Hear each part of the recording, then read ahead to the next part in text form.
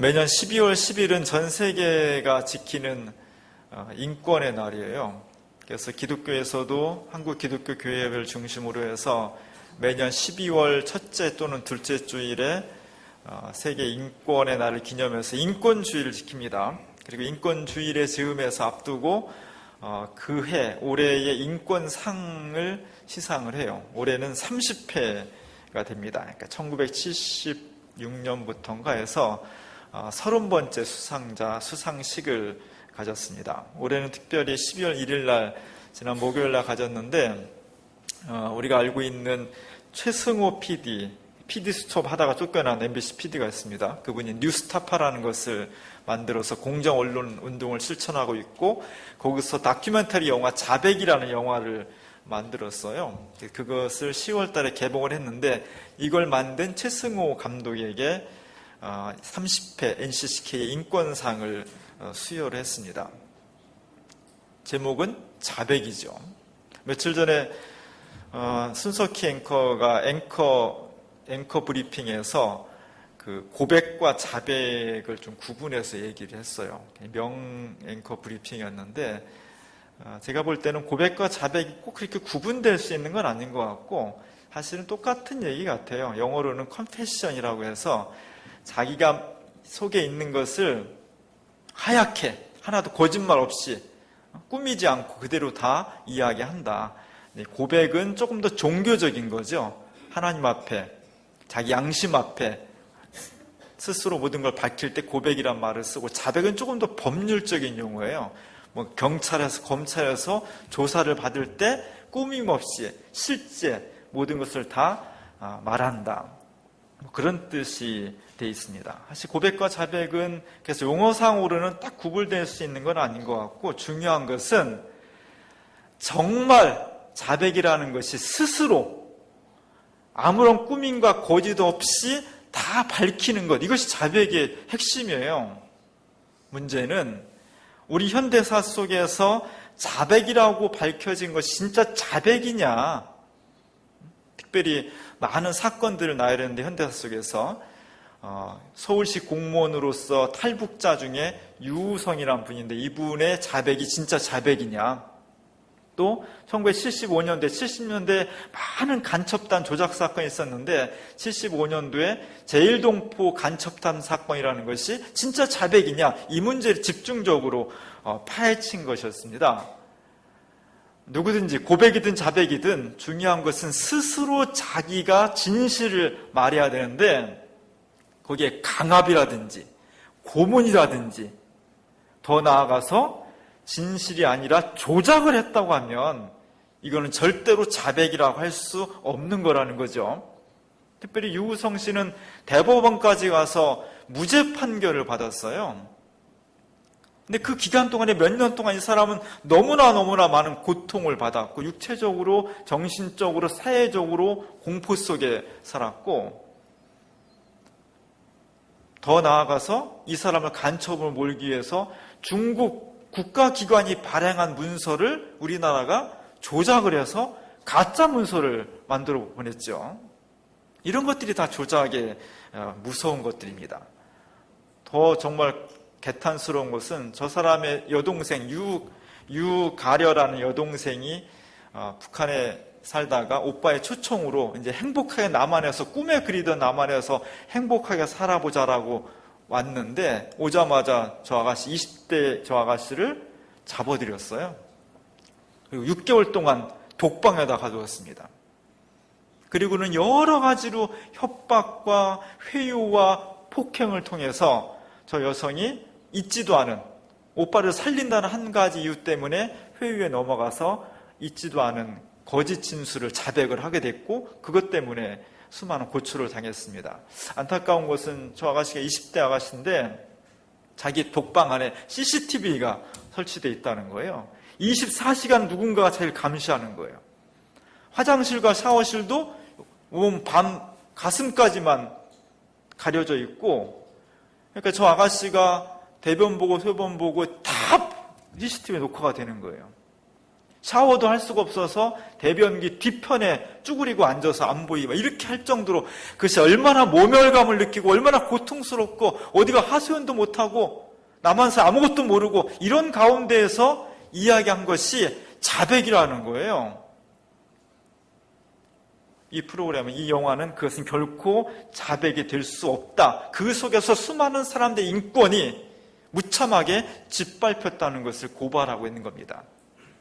또 하나는 75년도에 간첩담 사건으로 잡혀 들어와서 우리나라에 왔다가 간첩으로 몰려서 고문을 당하고 투옥됐던 김승효라는 분이 지금 이제 다 노인이 됐죠. 이빨 다 빠지고 정신병 걸려가지고 말이 막 헷갈리고 그런 가운데서 끝에 가서 그 자기 아픈 과거를 떠올리기 싫다는 거예요. 너무 고통스럽기 때문에 떠올리는 것 자체가 아픔인데 자꾸 잊어버리려고 하면서 수십 년 동안 잊어버리려고 노력을 하면서 살았는데 지금 이제 막 얘기를 하다 보니까 끝에 가서 처음에 막 일본말로 하다가 이제 한국말로 정확하게 말을 하더라고요. 한국은 목적을 위해서는 수단과 방법을 가리지 않는 나라입니다.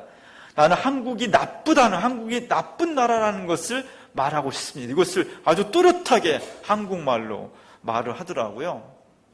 이분은 평생을 이것 때문에 간첩이 아닌데 간첩으로 조작되는 것 때문에 인생을 다 망친 거예요. 누가 어떻게 보상을 해줄 거냐는 거죠. 이분이 말한 한국은 나쁜 나라입니다. 여기서 한국은 도대체 누굴 말하는 걸까요? 우리를 말하는 걸까요? 지금 매 주말이면 나오는 100만, 200만 명의 한국 시민들을 말하는 걸까요? 여기서 한국이란 정확히 말하면 국가정보원입니다. 국가정보원은 내셔널 인텔리전스 서비스예요. NIS라고 해요.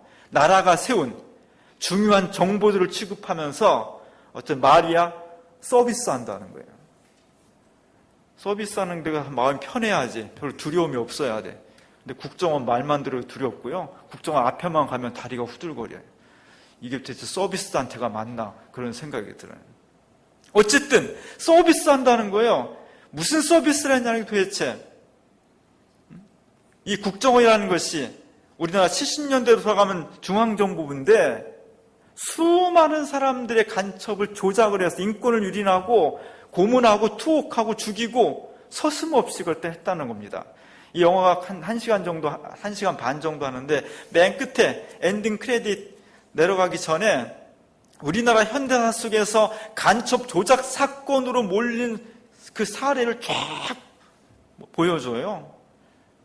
수십 건에 이르는 엄청난 양의 사람들이 간첩 조작 사건에 걸렸고 그 중에 많은 사람이 다행히도 무죄로 판결받았지만 또 많은 사람들은 아직도 무죄 판결을 받지 못하고 실제는 간첩이 아닌데 간첩으로 오명을 뒤집어 쓰고 살거나 죽었다는 거예요. 중요한 것은 70년대 이런 간첩 조작 사건이 무지하게 많이 일어났는데 그 70년대 국정원에서 중앙정보부에서 이런 간첩 조작 사건을 기획하고 추진하고 만들었던 핵심적인 인물이 그때 대공수사국장이 우리가 잘 알고 있는 김기춘이라는 사람이에요. 그 사람이 지금도 그런 수많은 죄를 저지르고 우리가 말하는 왕실장이라고 불릴 정도로 해서 대통령의 비서실장 하면서 현대사의 모든 권력을 뒤흔들었고 지금 파헤치면 파헤칠수록 최신실 게이트에 저 사람이 깊이 연관돼 있다는 것이 하나씩 드러나고 있습니다. 근데 너무도 당당해. 너무 아무 죄도 없어. 저 PD가 집요하게 저 공항에서까지 만나가지고 계속 인터뷰를 막 합니다. 저 작품을 보면서 참 PD는 아무나 하는 게 아니로구나. 정말 집요하게 찾아가야 되고 수많은 문전박대와 모멸 가운데서도 끝까지 진실을 파헤치기 위해서 대단히 노력하는 것을 볼 수가 있었어요. 저 최승호 PD 충분히 30회 NCCK 인권상을 받을 만한 사람이고 특별히 민주화를 위한 변호사 모임 또 뉴스타파 이런 곳에 우리가 많은 지지와 격려를 보내야 되겠다. 도대체 진실이란 뭘까? 저런 역할들, 인간의 진실, 역사의 진실, 구원의 진실을 파헤치고 그것을 선언하는 것이 사실 교회의 역할이에요. 꼭 저런 정치적인 사건뿐만 아니라 우리 교회가 말해야 되는 것은 이 땅 위에서 인간과 역사의 진짜 추동력, 잘 드러나 있지 않고 느껴지지 않지만 진짜 이 역사와 인생의 주인이 누구냐? 바로 우리를 창조하신 하나님이요, 십자가 달려 죽으셨다가 부활하신 예수 그리스도라는 것을 사람들에게 증언하는 것, 그 진실을 파헤치고 그 진실을 사람들에게 소개하고 증언하는 것이 교회의 정체성이에요. 오늘 우리가 매주마다 토요일마다 힘들지만 가서 강화문에 모이는 것도 사실 그 연장선상에서 이루어지는 것들입니다. 그 길이 때로 외롭고 힘들고 모멸받고 고독해. 저 사람이 상은 받았지만 뒷모습은 고독한 거예요. 그러나 그 속에 구원의 가능성이 있는 겁니다. 오늘 우리에게 주어진 삶 속에서 개인이든 교회든 이 땅의 진정한 진실과 사실을 바로 세우기 위해서 우리가 끝없이 노력하고 기도하고 애쓰는 그런 그리스도인과 교회가 되어야 되겠다 하는 생각을 하게 됐습니다. 오늘 예수님께서 예루살렘 성에 들어가십니다. 예루살렘 성은 우리가 좀 수요 기도에서 사무엘 하를 보고 있는데 이 부분이 나옵니다. 처음에는 여부수족이라는 이스라엘 민족의 도성이 아니었어요. 워낙 천혜의 요새고 난공불락의 요새이기 때문에 다른 사람들이 침입을 못해.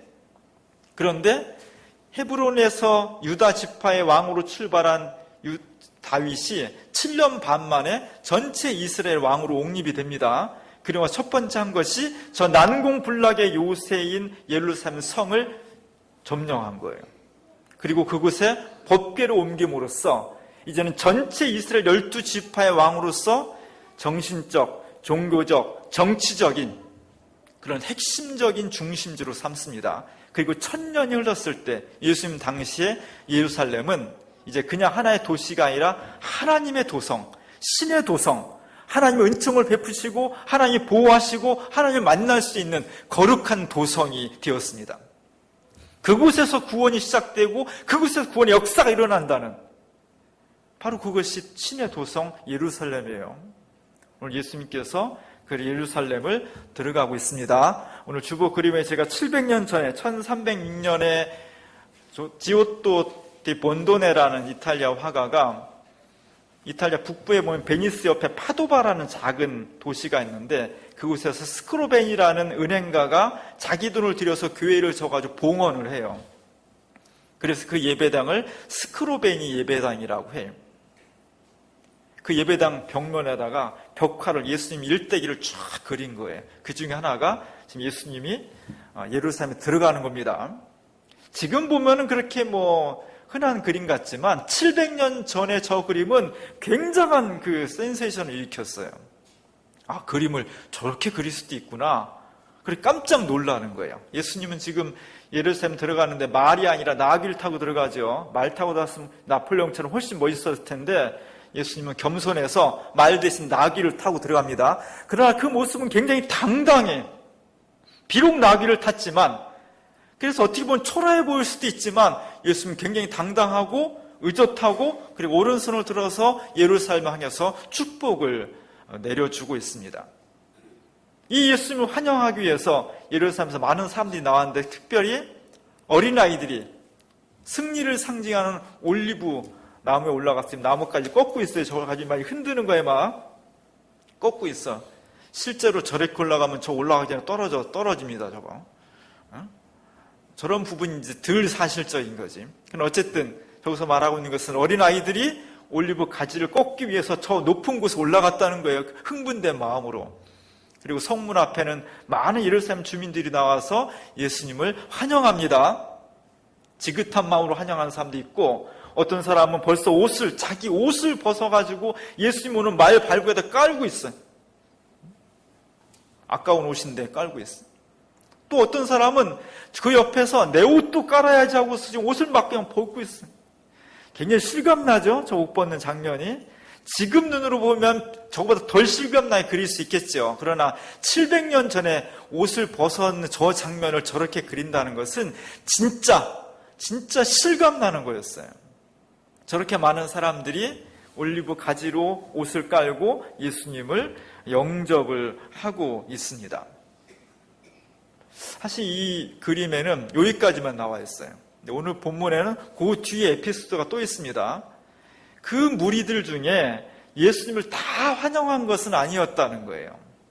일부 사람들, 특별히 바리새인들이 예수님 앞에 나와서 항의했다는 거예요. 오늘 본문에 보면 선생님의 제자들을 책망하십시오. 책망하소서 이렇게 얘기합니다. 지금 우리 이 표현대로라면 이게 예수님 관점에 쓰여졌기 때문에 선생님 책망하소서 이렇게 말하지만 실제로 하면 바리새인은 그 당시에 종교 권력자들이에요. 예수님은 저 시골 깡촌에서 무명의 청년이에요. 2000년 전에 종교 권력자들이 시골에서 올라온 예수 청년한테 선생님 당신의 제자들을 책망해 주시옵소서 절대 이렇게 말 안 해요. 지금도 도시 대형교회 한 3만 명, 2만 명 정도 되는 대형교회 가면 담임 목사님 왕 같아요. 제가 NCC 근무할 때 대형교회 가봤는데 담임 목사님 딱 나타나면 부교역자 50명이 쫙 두 줄로 도열을 해. 군대 같아요. 저 시골에서 한 100명 정도 되는 담임 목사 올라와서 쳐다보지도 않습니다. 만날 수도 없어. 그런데 지금 2000년 전에 예수님 오셨다고 무슨 바리새인들이 선생님 제자들을 좀 책망해 주십시오. 절대 안 그랬어. 그냥 항의예요, 항의. 예수 당신이 저러면 가만히 안 있을 테니까 당신 제자들 입 다물게 하시오. 이렇게 협박이에요, 이게 지금. 왜 그랬을까? 왜 도대체 바리새인들은 예수님의 제자들 때문에 열이 받고 흥분해서 예수님을 찾아와가지고 저 입 다물게 안 하면 내가 가만 안 있겠다 이렇게 했겠냐는 거예요. 오늘 말씀에 보면 제자들이 예수님 뒤에 따라오면서 한 행위는 저기는 가만히 있는 것처럼 보이지만 찬양을 했다는 게 예수님을 뭐라고 찬양을 했냐? 찬송하리로다 주의 이름으로 오시는 왕이요 이렇게 찬송을 했다는 거예요. 예수님 지나가는데 제 뒤에서 막 박수를 치면서 자 찬송합시다. 이분은 바로 하나님의 이름으로 오시는 왕입니다. 이렇게 찬송했다는 거예요. 거기에 열이 받은 거예요. 왕이라는 표현이 바리새인들과 사두개파와 로마와 모든 권력자들의 신경을 강하게 자극하고 뒤틀어 버린 거예요. 사실 예수님이 십자가 달려 죽으셨을 때 그 십자가 달려 죽는 죄인들의 십자가 위에는 명패가 붙습니다. 죄목이 붙어. 사기죄, 무슨 횡령죄, 거짓말한 죄, 무슨 죄 이렇게 폭력죄 이렇게 붙습니다. 예수님 뭐라고 붙었어요? 죄목이 유대인의 왕이다. 물론 자칭 이렇게 돼 있지만 예수님이 십자가에 달려 처참하게 죽은 죄목은 네가 유대인의 왕이라고 하기 때문이야. 사실이든 아니든 네가 그렇게 생각하고 있고 니네 제자가 그렇게 떠들고 다니고 있고 너를 따르는 수많은 사람들이 너를 유대인의 왕이라고 생각하는 게 너의 죄야. 그래서 너는 이렇게 끔찍하게 죽임을 당해야 돼. 이렇게 죽였다는 거예요. 왜냐하면 왕이라고 하는 것은 그 시대의 진짜 권력자거든요. 그 당시 권력자는 로마 총독이요, 유대인의 분봉왕이요, 그들과 함께 결탁한 사두개파 사람들이요, 바리새파 사람들이요, 이런 사람들이 실제 왕이었거든요. 근데 거기에 대해서 현실적인 왕이 있는데 이게 다 아니라는 거예요. 지금 새로운 왕이 오신다는 거예요. 하나님 보내신 새로운 왕이 오시는데 이분이 바로 예수라는 거예요. 세속의 권력자들은 군사력, 힘, 폭력, 착취 이런 걸 가지고 세상을 질서 없게 움직여 나가는데 그런 것들이 진짜 하나님의 뜻이 아니라는 거예요. 지금 오시는 예수 그리스도는 이 땅의 왕이신데 메시아이신데 이 땅의 폭력과 강제가 아니라 조작이 아니라 진실과 사랑과 생명과 평화와 정의로서 이 땅을 새롭게 다스릴 하나님 보내신 왕이라는 거예요. 그걸 선언하는 거예요. 이분이 오심을 통해서 이제부터는 새로운 세상, 새로운 인간, 새하늘과 새 땅이 활짝 펼쳐진다는 겁니다. 그것은 무슨 말이냐? 이제까지의 구조와 체제가 붕괴된다는 거예요. 이것이 위협적인 거예요. 이 말대로 하면 지금 로마의 총독, 헤롯이나 이런 분봉왕, 거기에 기생하는 사두개파, 권력자들의 체제가, 그들의 권력이 무너진다는 거예요. 이게 혁명이죠. 그래서 예수님은 로마나 이런 사람들로부터 굉장히 불신을 받고 위험인물로 간주가 됐습니다. 지금으로 말하면 내란죄예요. 폭동, 선동죄예요. 국가보안법에 딱 걸리는 거예요. 이런 제목으로 예수님께서 지금 들어가시기 때문에 거기에 대해서 큰 소리로 막 선동하는 제자들을 향해서 바리새파 사람들이 그를 찾아가 입 다물게 하시오. 그렇지 않으면 재미없습니다. 이렇게 협박을 하고 있는 겁니다. 오늘 이 장면이에요. 거기에 대해서 예수님의 대답이 대단히 충격적이에요. 지금 바리새인들이 와가지고 예루살렘 들어가는 예수님한테 당신의 제자들 입을 다무게 하시오. 이렇게 얘기하는 것에 대해서 웬만하면 알겠습니다. 쟤들이 철이가 없어가지고 제가 주의를 시키겠습니다. 보통 이래야 되거든요. 근데 예수님의 대답은 바리새인들의 예상을 뛰어넘는 것이었습니다. 이들이 침묵하면 돌들이 소리 지를 거다. 이들이 침묵하면 돌들이 소리 지를 거다. 이것이 교회의 사명이에요. 이것이 예수를 따르는 사람들의 사명이에요. 예수님은 지금 앞장서 예루살렘을 가시는데 뒤에 제자들은 아무런 역할이 없는 것이 아니라 이분이 누구인지, 뭐 때문에 오시는 것인지, 왜 이렇게 걸어가시는 것인지, 그분이 왜 십자가를 죽었는지, 어떻게 부활했는지 이것을 증언하고 찬양하는 것이 교회의 존재 이유예요. 그 사명을 잃어버렸을 때 교회는 세상에 나아가 밟히는 버려진 존재가 되는 겁니다. 오늘 예수님께서 정확하게 말씀하셨어요. 제자들은 왜 있느냐? 그 일 때문에 있는 거야. 내 뒤에 제자들이 왜 쫓아오냐? 그 일 때문에 오는 건데 내 제자들이 그거 말하지 못하게 하면 저 제자들은 무슨 소용이 있겠냐는 거예요. 만약에 저들의 입을 너희가 막는다면 돌들이 너에게 소리 지를 거다. 진짜 돌들이 소리 지르겠습니까? 예수님께서 하신 말씀대로면 돌들이 이렇게 입이 생겨가지고 소리를 질러야 돼. 저런 일이 발생하지 않도록 제자들과 교인들이 열심히 예수는 주의 이름으로 오시는 왕이라는 것을 이 땅 위에 선언해 줘야 돼요. 오늘 우리가 숨 막힐 것 같은 그런 세상에 살고 있습니다. 100년 전에도 우리 선조들은 일제강점기 때 얼마나 하고 싶은 말이 많고 억울한 게 많고 소리치고 싶은 것이 많은데 꾹꾹 누르며 살았어요. 우리 할아버지 할머니들은 어렸을 때 울다가도 일제 순사가 온다라면 울음을 뚝 쳐야 했어요. 그만큼 억압된 세상에 사는 겁니다. 그러다가 해방이 되었을 때 누가 하라고 시켜서가 아니라 온 국민이 다 거리에 나와가지고 대한독립 만세를 외쳤고 춤을 췄고 기쁨과 환희를 노래했습니다. 소리 지르는 거예요. 소리 지르는 것. 세례요한은 예수 그리스도의 메시아의 길을 예비하면서 나는 누구냐? 광야에서 외치는 소리라고 해요. 소리. 소리를 질러야 돼. 소음이 아니라 진짜 진리의 소리를, 진실의 소리를, 구원의 소리를 지르는 것이 우리의 정체성이에요. 내가 이 소리를 지르지 못할 때 나는 그리스도라고 말할 수 없는 거예요. 교회가 이 소리를 바라지 않을 때 교회는 이 땅에서 그리스도의 참된 제자의 공동체로 말할 수가 없는 겁니다. 그래서 우리는 어떤 사람들이냐? 소리 지르는 사람들이에요. 소음이 아니라 사람들이 다 듣기 싫어하고 또는 귀를 닫으려고 하고 어쩌면 힘 있는 사람들이 이것에 협박할 수도 있는 그 소리를 목숨을 걸고 용기를 내서 지르는 사람들의 공동체, 그게 교회예요. 오늘 우리가 대림절 두 번째 주일을 맞이합니다. 대림절은 무슨 절기냐? 소리 지르는 절기예요. 여기저기서 마구 소리를 질러야 돼. 뭐를 소리 지르냐? 예수는 그리스도라고. 우리 주님이 오시는데 그분은 하나님의 이름으로 오시는 분이요.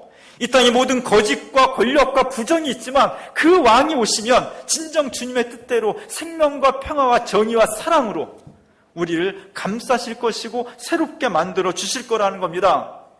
내 마음이 불편하면 예수 그리스도가 내 마음의 왕인 것을 고백하십시오. 우리의 가정이 힘들면, 우리의 직장이 너무 괴로우면 바로 내 가정과 일터 속에 예수 그리스도가 오실 것을 기다리면서 그분이 오셔서 진정 평화롭고 기쁨과 감사가 넘치는 가정과 일터로 만들어 주실 것을 소리 지르십시오. 우리 사회가 지금 권력과 비리에 의해서 고통 속에 있다면 예수 그리스도가 이 땅에 오신 것을 축하하면서 촛불을 켜고 예수 그리스도의 오심을 기다리면서 진정 그리스도의 계절이 메시아가 우리 사회에 오실 것을 고백하고 증언하고 함께 찬양을 해야 됩니다. 우리는 지금 날마다 촛불을 들고 있습니다. 대통령이 세 번째 국민 담화를 했습니다. 많은 사람이 기대를 했습니다. 국민의 요구를 들어서 이제 우리에게 그런 응답을 해줄 것이다라는 기대를 가지고 있었지만 그 기대가 무참하게 다 무너져 버렸습니다. 대통령의 담화의 핵심은 이런 거죠. 나는 직접 책임은 없다. 그러니까 할 테만 해봐라. 막 얘기하면 그런 겁니다. 여기에 대해서 어제 온 국민들이 예상을 넘고 더 많은 국민들이 모였습니다. 저희도 교회 대림절을 맞이해서 현수막을 걸었습니다. 사실 이 말이 딱 맞지는 않아요. 예수님께서 이 땅에 구원을 이루신 것은 저 높고 높은 하늘에서 영광과 구원과 생명이 넘치는 그 하늘나라에서 하나님 보좌에서 이 땅에 낮고 천한 고통과 괴로움과 모순이 이 땅으로 오신 거예요. 그것 때문에 구원이 이루어졌다는 것이 기독교의 첫 번째 복음의 내용이에요. 요한복음의 말씀이 육신이 되었다는 것은 바로 이걸 선언하는 거예요. 이것을 인카네이션이라고 해요. 그리스도의 육화, 성육신. 그것이 없었다면 이 땅에 구원은 없는 겁니다. 대통령이 땅으로 내려와야 돼. 저 높은 곳에서 더 이상 있으면 안 됩니다. 물론 대통령이 내려오는 것과 예수 그리스도가 이 땅에 오시는 것은 목적이나 본질이나 격이 전혀 다른 거예요. 그럼 어쨌든 이 땅에 죄 많고 혼란한 세상에 메시아가 이 땅에 오심으로써 구원이 가능해졌습니다. 지금 우리 사회가 토요일이면 가족끼리 모여서 야외도 나가고 행복한 축하도 하고 여러 가지 행사도 가져야 되는데 그거 다 전폐하고 온 국민들이 다 광장으로 모이고 있어요. 물론 재밌고 신나는 면도 있지만 정상적인 건 아니죠. 왜 이렇게 세상이 어지럽고 어수선하냐? 내려오지 않기 때문이에요. 그런 면에서 하야가 세상을 구원한다는 거예요. 오늘 우리 가운데 이 소리를 질러야 됩니다. 예수 그리스도가 이 땅에 오시면 어둠이 물러가고 새로운 세상이 펼쳐질 것이고 예수 그리스도가 내 마음에 오시면 내가 잃어버렸던 평안을 찾을 것이고 예수 그리스도가 우리 가정과 일터에 오시면 수많은 조건들 우리의 삶을 옥죄고 있지만 우리가 그곳에 매몰당하지 않고 새로운 역사와 구원을 펼쳐갈 수가 있다는 겁니다. 이것을 소리 높이 외치는 것, 촛불을 들든지 횃불을 들든지 뭘 가지고든지 해간 이것을 우리 자신과 내가 몸담고 있는 가정과 일터와 역사 속에 소리 높여 외치는 것, 그것이 우리의 사명입니다. 왜냐하면 우리가 그렇지 않으면, 우리가 그렇게 하지 않으면 돌들이 미칠 것이기 때문입니다. 대림절 두 번째 주일을 맞이했습니다. 메시아가 우리에게 오십니다.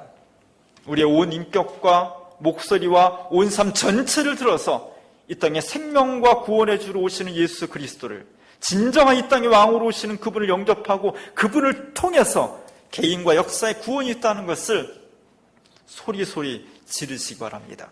그 소리가 세상을 구원하고 그 소리가 우리의 인생과 역사를 새롭게 할 것입니다. 기도하겠습니다.